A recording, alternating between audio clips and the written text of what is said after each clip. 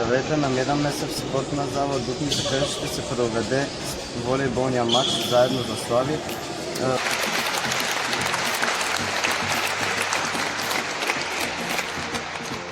Днес няма да са доверите, които благодарят за тези доверите, само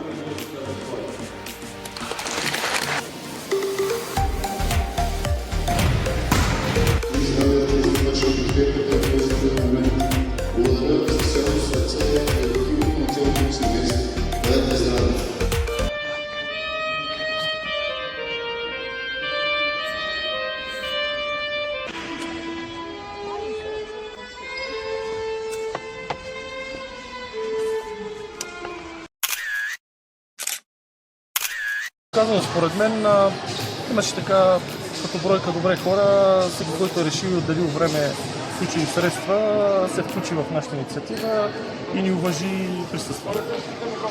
Колкото великани, мисля, че се правихме една хубава традиция, да не кажа почти всеки месец.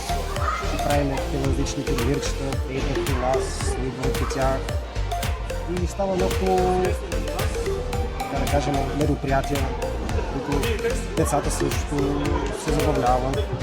Ще ли спортсменство между вас по време? Да, ние между другото с Благоевград сме в доста добри отношения, винаги си помагаме, те се отзоваха за пореден път на наша инициатива и мисля, че спортсменството в този матч и като цяло между двата горе на много високо.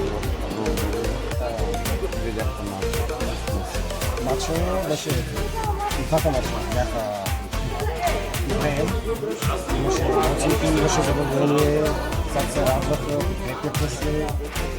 Горе-долу си стана забавно, приятно, забавно.